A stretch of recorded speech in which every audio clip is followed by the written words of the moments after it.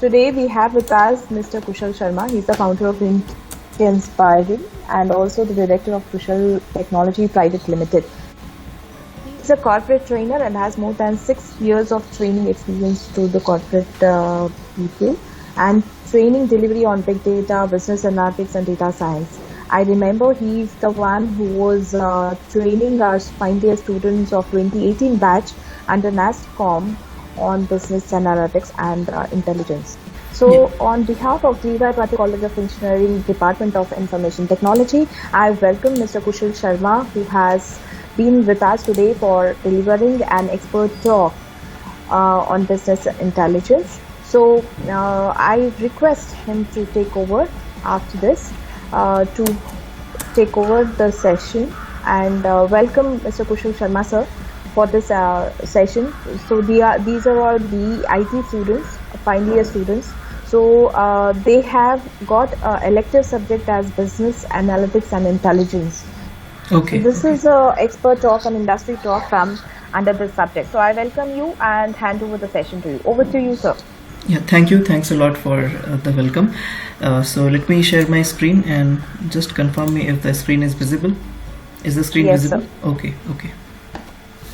Yeah, so good morning everybody. So it will be around 40 minutes talk today, and you can feel free to interact in between so that we can have a good interactive session. So are the participants able to basically interact? They have the rights to unmute and discuss. Is it available? Yes. Okay. Yes. Yeah, so fine. I would like to make it interactive so that it's not a one-way session. Alright, so I have kept the topic Top Business Intelligence Trends 2020 and what 2865 BI professionals really think. Okay, so here we would be exploring business intelligence trends and what basically some professionals basically really think that which are the trends. Okay, so it will be like a comparison.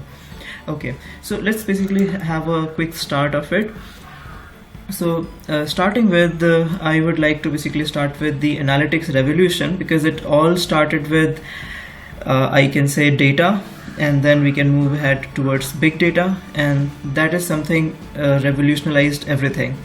And I believe that each one of us have been reading about it, or doing some work about it, or maybe some research about it, or maybe demonstrating some projects on something related to data, because that is a topic which is untouched, which is not untouched by anybody today who is into IT or non-IT background. Fine. So this data revolution, okay, started with velocity, variety and volume. These three were the very primary and basic, you can say, tenets or the factors which started this revolution. And later on there were certain more added, like variability and value and veracity. So certain more factors were added into it. So huge amount of data production at a very high speed and with different type of data, that actually started this revolution. And the primary reason was this data was very important in order to derive some useful information, to make some decisions, to analyze the past, and based upon that formulate some strategies. So this data was really worthy, and that is the primary reason that this revolution actually started. Alright, so in analytics we have 4 types. So let me know, have you heard about these 4 types of analytics? Descriptive, diagnostic, predictive and prescriptive. So descriptive, diagnostic, predictive and prescriptive, these are the very fundamental types of analytics. Apart from these 4, we have 2 more analytics types, which is called as inferential analytics and cognitive analytics. Descriptive, you can see in the presentation that the diagram says that what is the purpose of descriptive analytics. It explains what happened. So that means whatever past data you have, previous data you have, so descriptive analytics helps you out in basically identifying that what has happened. So descriptive analytics tells about the past. Past means that, let's say you are working for a company and you are into their for example business development department, and you have basically, okay, is somebody controlling my screen?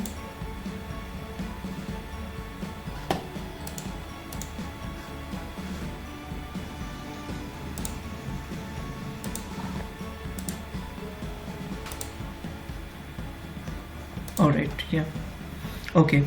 So let's say you had a target of achieving in a month's time 30 lakhs was the target. Okay. And you with your team, okay, performed well, and you were able to cross those targets, and you achieved 35 lakhs in that particular month. So this basically is an example of descriptive analytics. Once we are looking at the data of each team member, and we summed it up and we got the aggregated value as 35 lakhs. Okay, so this tells that what has happened in the past month. So your performance, the performance of your whole team was wonderful. You crossed the target and you achieved more than that. Okay. Next part is diagnostic analysis. Okay, so diagnostic means why something happened. Okay, explains why it happened. Okay, so if we want to understand that why were you able to achieve more than the set targets, okay, that time there would be certain parameters we'll have to see. One thing would be that the team is very much disciplined. Team was taking very regular follow-ups with the customers and clients. Third could be that there could be a reason that the target was already low. The target should have been set as 60 lakhs or 70 lakhs. That could be another reason. Okay, so what is the basically reason why that has happened? Then next is predictive analytics. So it is forecasting the future, what might happen in the future. So that is basically predictive analytics. Based upon your past months and certain more months, okay, 6 months, 7 months, or a year's data, there is a basically mechanism, like we have regression analysis, by which we can basically make a prediction that what are the chances of achieving the target, or how much targets would be achieved in the next month. Okay, so that is predictive analytics. And then the last type is prescriptive analytics. Prescriptive analytics is more about that what actions should be taken, what strategies should be formulated in order to basically, let's say you are performing well, so to keep the performance well, what kind of actions to be taken.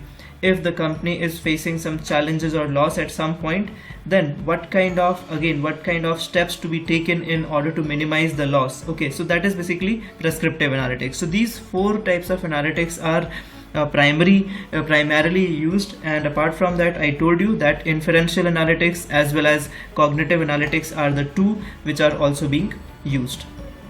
Okay, now let us move ahead to business intelligence. So business intelligence, so can anybody unmute and tell me that what is your understanding of business intelligence? Because just now we discussed about business analytics. So we have seen that analytics is analyzing the data, and here the data is past data, previous you can say previous week's data, previous month's data, previous year's data. Okay, so it is basically past data.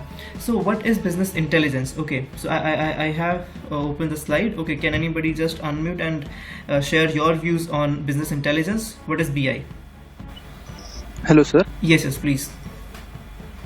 Yes, actually, business intelligence is like we analyze past data from the computer itself, and then we see what different strategies have been proven to be helpful, and from that it is helpful for us to take business decisions so that we can do more growth in particular sector and all. So maybe according to my point of view, it may be business intelligence. It is business point of view. Okay, fine. Your good name?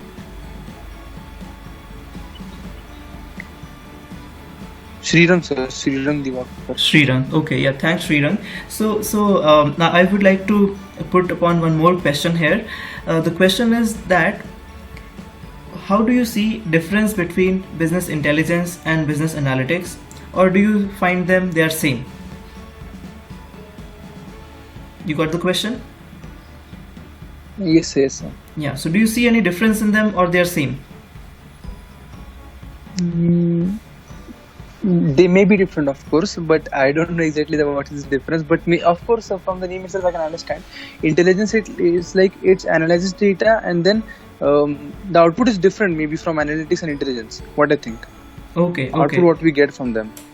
Okay, thanks, Srirang. Yeah. Anybody else want to try? I can see we have Manjeet Singh, we have Madhav Sagre. Do you want to try? We have Akshara, Soumya. Yeah, anybody, would you like to try? Sir, I think business intelligence is when we are done with the analytics part and we make some decisions based on the analytics report that we have got Right. regarding the future business, we call it as business intelligence. Correct. Yeah, so you are on the right direction. That's true. Yeah, anybody would like to add up into it? What's your good name? What was your good name?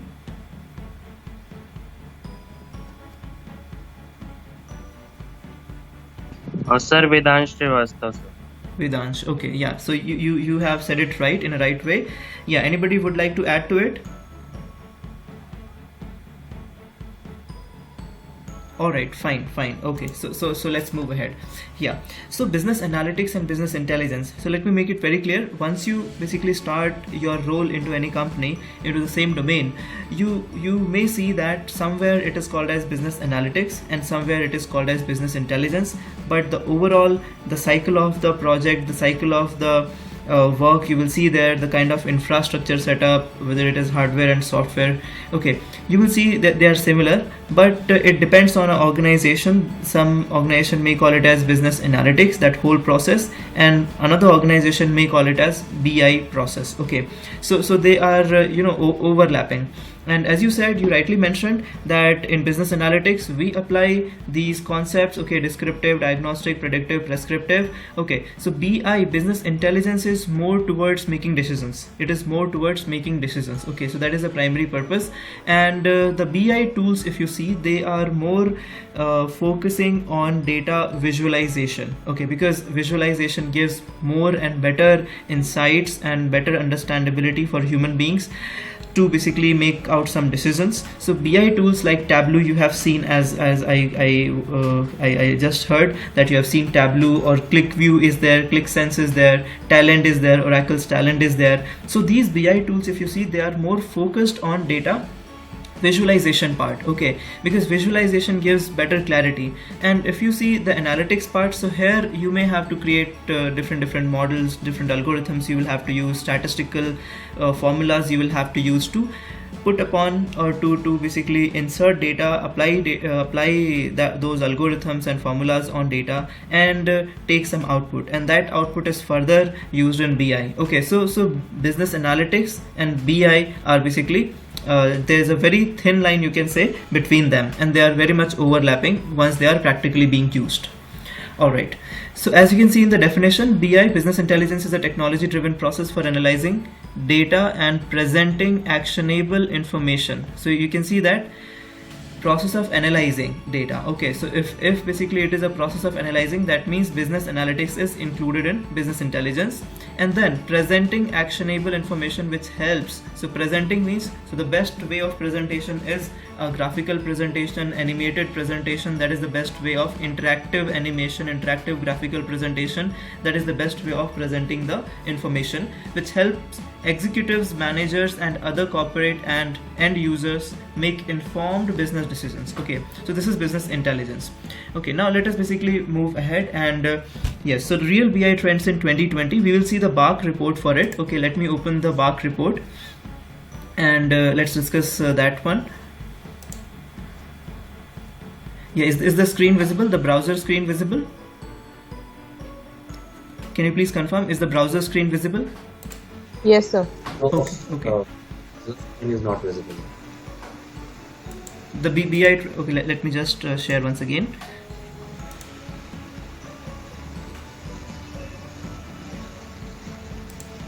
Okay, yeah, so I believe BI Trends Monitor 2020, is it? It must be visible now. Yes. Okay, thank you, thanks for confirmation. So this is basically BARC. BARC is let's basically just, yeah, we can see it here.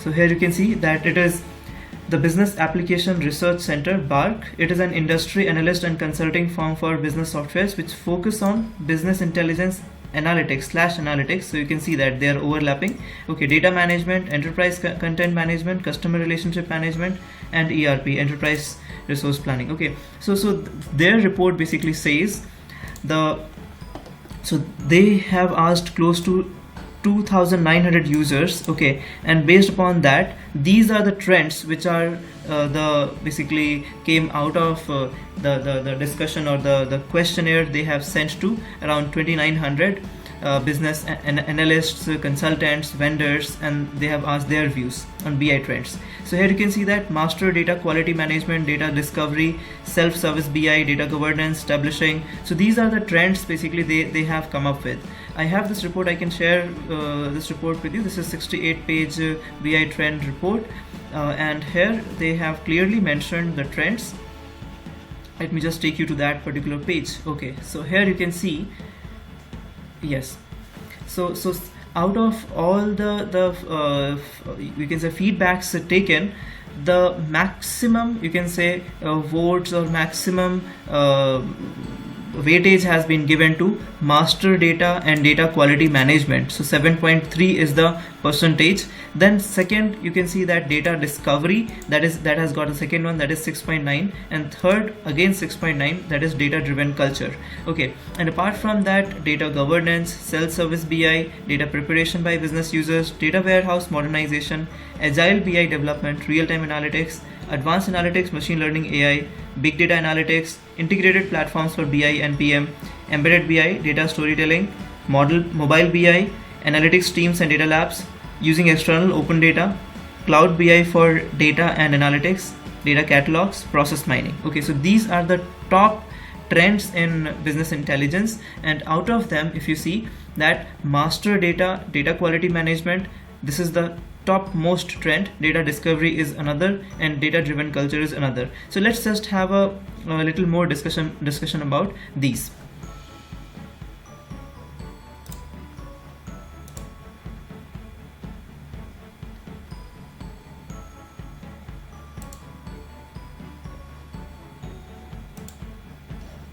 All right, so yes. Yeah, so this is something we have just seen, that top trend is master data, metadata, and data quality management. This is the top trend, and top three out of them are data quality, data discovery, data driven cultures. These are the top three. Okay, so let's just have a discussion on that. What do you understand by this term, data quality or master data management? Anybody, what do you get by this terminology, data quality or master data management?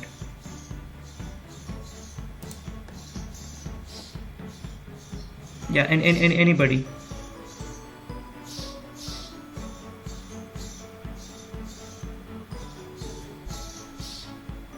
All right, fine. So let me explain you. So the word quality, if you see the word quality, that means, take any example. Okay, if you are eating food, then also you look after food quality. Okay, so if you have two choices, okay, the choice one is go to roadside and have something, or if you have a choice to go to a restaurant where hygiene is properly maintained. Okay, so you have two choices, so where the taste at both the places are same, but looking at the hygiene and other factors, I would prefer to go into a restaurant and basically take food there. Okay, why? Because of hygiene, because of quality. Okay, so quality in case of data, okay, if we see, so it has certain factors. So here in the screen you can see that the factors are completeness of the data. Okay, so there are many a times we have missing values in the data, and if we have missing values, that basically gives us like once we are analyzing that data, so while analysis we don't get sufficient information for those parameters where missing values are present. Okay, another part is validity. Okay, so does the data match the rules? For example, there are a lot of surveys. Okay, so like even now for COVID, lot of surveys are being done. Okay, surveys related to work from home, surveys related to health, surveys related to maybe emotional quotient, so surveys related to jobs and job opportunities in future. So a lot of surveys are being done. Okay, and now let's say the participants of that particular survey, so if the participants who are filling up the form, if they are sharing a relevant background, then basically the survey data is valid. Okay, but let's say if the form which is related to, let's say, emotional quotient, okay, is filled up by was supposed to be filled up by the psychologist, by teachers, faculties, by, okay, those who basically deal with people, those people, okay, but it was not filled by them, it was mostly filled up by other audiences, okay, then there may be a question in the validity of that data. Okay, so validity is another part, okay, another thing which needs to be taken care of. Uniqueness, this you must have read in RDBMS also. So duplicacy should not be there. Because of duplicacy, again, like once you are updating the data, once you are processing the data, so unnecessarily you will have more number of records as desired. Okay, because duplicate data does not add anything in the analysis. Then consistency should be there. You have system 1, you have system 2, and you have system 3, and all the systems are maintaining your data. So system 1 should have the data copy, and exactly the same data copy should be there in system 2 and system 3. That is called as consistency in the data. Timeline. So let's say you were living in let's say lane number 1 and XYZ street and some city, okay, but on June 1st you basically shifted from that place to some other place. Okay, so with effect from June 1 your address should have been changed, but it was not changed in the system, it was changed on 20th June. So again, timelines are very important, okay, because let's say I ordered something from Amazon and my address has changed, but I did not update the address in the Amazon cart. So again, timeline is very much important. Okay, so I need to update it, and then basically, yes, that data that again contributes to the data quality. Next part is accuracy. Okay, so accuracy is degree to which the data represents reality. We have seen many a times in social media that like it is, sometimes it is a force, it's not real, but sometimes there is a campaign which tries to create some kind of hype. Okay, we have seen such things. Okay, many a times in political scenarios we have seen this thing, that sometimes, okay, some agenda is made, or maybe by individuals also. This is okay, so some kind of hype is getting created, and later on it is found that no, it was not real, it was false. Okay, so that kind of data which is basically we have, does it matches up with the reality, yes or no? Okay, so these are the certain things which actually contributes to data quality and master data management. Okay, another, as we have seen, that data discovery is another part, okay, which is very much trending. And data discovery is something which is related to, again, past data, and what do we do with that data. In case of data discovery, there are three major things which are pointed out here. You can see that data preparation part, data visualization part, visual analysis, and guided advanced analytics. So these are the three things which comes under data discovery. Okay, so data discovery is something which a business user, okay, that needs to basically, the business user needs to follow a process which is a process of data discovery. Okay, so that user, he needs to keep on detecting the patterns and outliers by visualizing, navigating data, or applying guided analytics. Okay, so this is something comes under data discovery, and this is another second topmost trend in BI, and this is very important. Okay, because everyday business, if you see, daily business, if you see, data discovery is a part of daily business. Okay, every day we receive data, and every day that data has to be basically visualized, that data has to be there has to be some pre-decided models, tested models, which basically give accurate analysis, which actually gives some prescriptions. So with the help of those guided advanced analytics, the everyday data or the running or real-time data should be processed. So that is the concept of data discovery. And the third process we heard, it was creating a data-driven culture. I believe this is something which is the most important thing for any organization today. They need to have a data-driven culture. Okay, any anybody in the organization should have basic analytical knowledge today. Okay, that is very much important. And let it be any department, let it be any level of work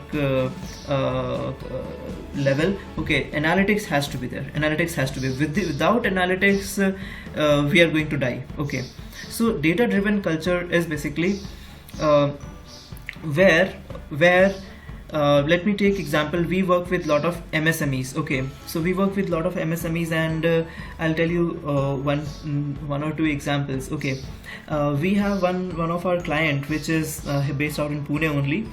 They have their businesses across Pune and Rajasthan, and they are into this thing. They are into manufacturing. They have manufacturing unit, and they create you can say interiors of offices, corporate offices or bungalows. Okay, so that kind of project they take up. Okay, so they have been doing everything manually till now, and you can see that normally Indian traditional businessmen, okay, so they have a diary. They keep noting down everything in the diary. Okay, that is what basically a traditional businessman in India does. Okay, so what we have been working them for around 1.5 years, and we have been telling them and helping them out to basically come into digital platform. Okay, so I've seen that they only work on papers and pen. They use that. Okay, so what we did, we basically helped them out to have a website first. Second, we suggested them in the website also have a small CRM kind of tool integrated, and then along with that we suggested them because they entered into electronic items as well, so we helped them out with a complete e-commerce setup on their website. Okay, so currently we are working with them for that part. So now at least they are having details of their existing customers and the past customers who have taken services from them. Okay, and in the CRM, as soon as we log in, we get an insight, quick insights. We are able to see that how many customers have basically like this week, how many customers, new customers have come in, what is the business of what is the revenue they have generated this particular month. Okay, so earlier they need to sit, and so this is very simple analytics. You can say it's not something very complex, but to a business perspective, if you see somebody who is sitting down and then calculating on paper, or every day in the evening sitting down for an hour or for 2 hours and discussing with all the team members, all the employees who were engaged in the business development and taking data and then calculating. So it is better to have all that data or most of that data into the CRM and let the CRM do its activity, and as a business owner you focus on your business. Okay, so this is one example of data driven culture. Apart from this we help them out into if there is a website, I can think show you. So if there is a website, and if you know about Google Search Console, okay, so we also help them out with integrating their websites to Google Search Console. So I'll just see if I can show you some demonstration of that. Okay, so this, like, everything comes under data driven culture. Okay, all analytics and everything. Okay, so if you have data driven culture in the organization, so that gives the assurity that basically your decisions are informed. Okay, your decisions are informed. They are not just they are not just assumptions. Okay, so let me just see if I can show you.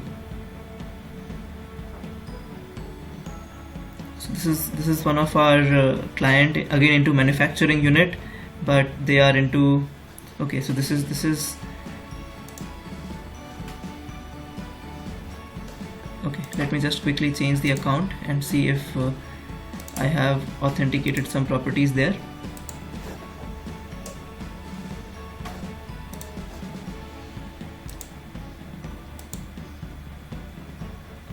Okay, yeah, so here I have some. Let me just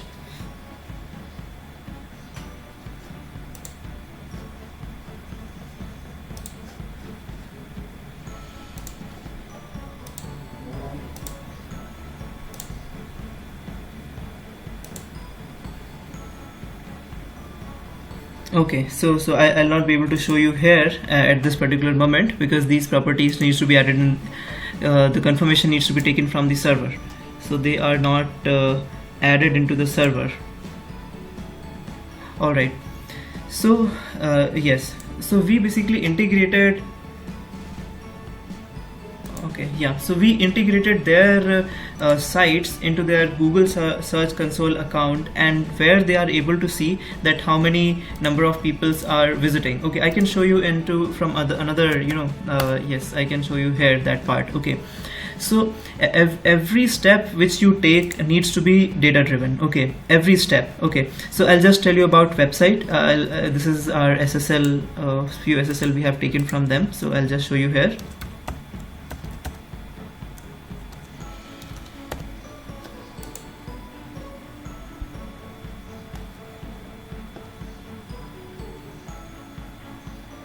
Okay, so let me show you of let's say Indeed Inspiring. This is our training form. For this, let me show you. So here you can see that unique visitors. Okay, this is for past 24 hours. 799 unique visitors have basically come and they have visited our website. Okay, so here basically we get the analytics, and based upon this, what we do, we basically give shared hosting to our clients, okay, who are having very small business and very small sites. Okay, but once we see that this number is increasing, that means the load on the server will also increase because of this particular site. Okay, so that time we will suggest to that client that the number of visitors visiting your website is increasing and it is crossing the limit. Okay, let's say it is 25,000. So that particular site will consume all of the bandwidth, because it's a shared bandwidth again.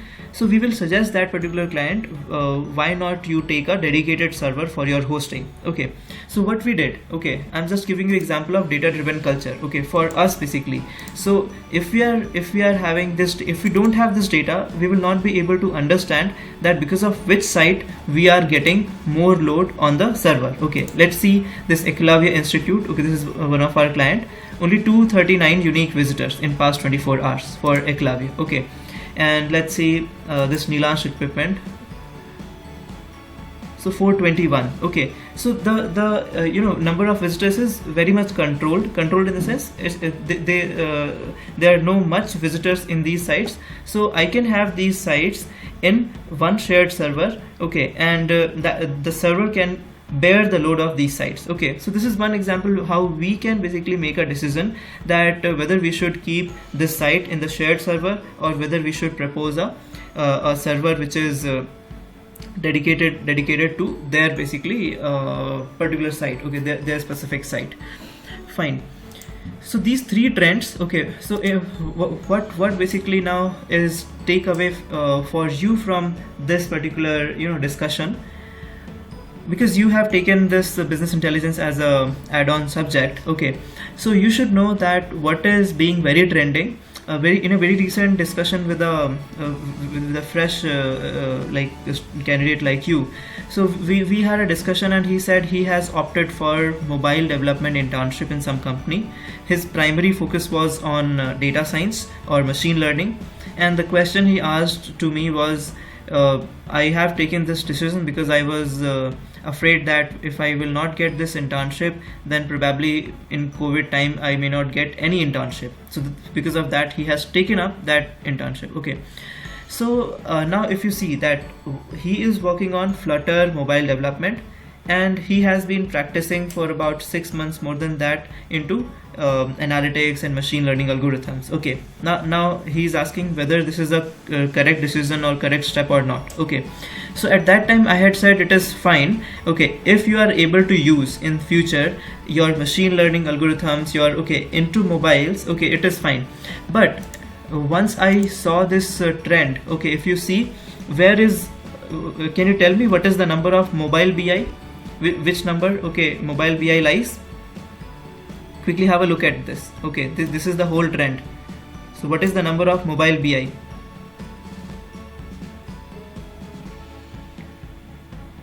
At which number it is lying? Are you able to see?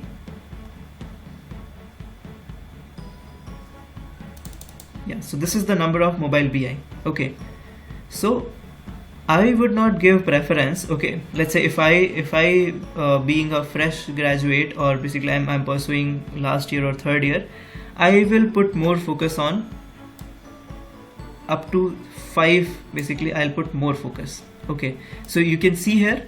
Okay, so this is given by them. This is given by Bark, and the analysis here I have given you. This is given by around 2900 people have voted for these three. So I'll give more preference on these, because these are something which are really practically worked upon. Okay, so I'll be giving more focus on data quality management, data discovery, and data driven culture. Okay, instead of giving importance to mobile. Okay, because mobile, yes, here again one comparison is there. Can you see mobile BI? So you can see that from 5.8 from 2016, this mobile BI has fallen down to 5.1. Okay, so I'll not give so much of importance to this. Okay, and if you see this one, the master data and data quality management, from 7 it has basically it has got a hike, okay, to 7.3. So I'll be putting more focus on those which are actually getting more practical importance in the industry. Okay, so I believe I'll conclude here. If you have any queries or questions, you may ask me, else we will conclude. Yes, any questions or queries?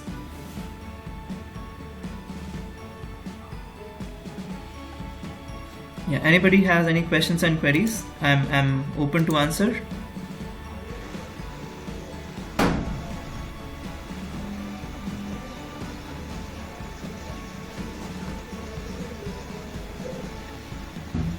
Anyone has any questions? Sir, I had a question. I am Vedansh Srivastav, and I would like to ask, sir, for initial development, like I'm trying to learn Tableau. So, what should be the basics of what should be the basics of Tableau that I should learn, and that is the market requirement as for a fresher in Tableau.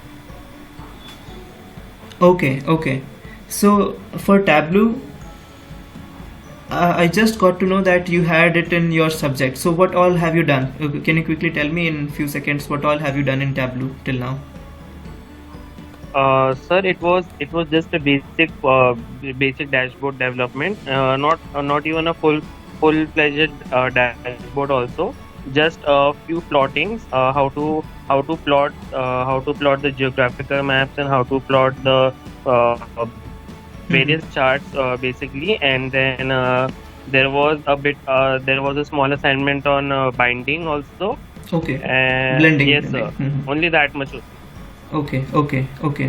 Fine. So my suggestion would be take up certain case studies and take up one feature at a time, because Tableau is very easy. Tableau, I've seen a lot of people from BBA, MBA background as well, who are into business development, marketing, sales, okay, non-IT background also. They keep on using Tableau. They also use Tableau, or like we have Power BI, we have other tools as well. So these are very simple tools. So one is take different data sets and create case studies, okay, on those data sets with the help of Tableau. Create different sheets, create different dashboards, create stories in Tableau. And because you must be using a Tableau public, that's a free version of Tableau, so you publish them into the Tableau public cloud and put it as a portfolio, as a work you have done. Okay, so this is something you can do. Second level, what you can do is you can go for Tableau certification. Okay, I don't remember the exact cost of it, but you can go for Tableau certification, because Tableau also has got good demand. Okay. Along with that, you should experiment with, you can get the trial version, and you can experiment with the ETL part. ETL, right? Connecting Tableau with different data sources. The free version doesn't give you much options. The Tableau paid version, okay, so you can have a trial downloaded. Maybe you can create virtual environment, because the trial goes for 15 days. And there you can basically connect Tableau with different servers, maybe different database servers, different, you can connect Tableau with big data systems, okay, like Hive connectivity with Tableau. So those things you can try for your knowledge purpose and create case studies on it and add it into your portfolio. So that is something I'll recommend you to do. Okay, thank you, sir. Any other question? If you are putting something in chat, I'm not able to see. I want to inform you, so you can verbally ask me if you have questions.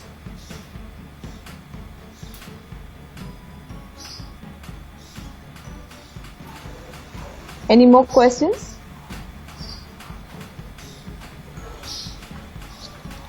Okay. I think yeah. we are done for today.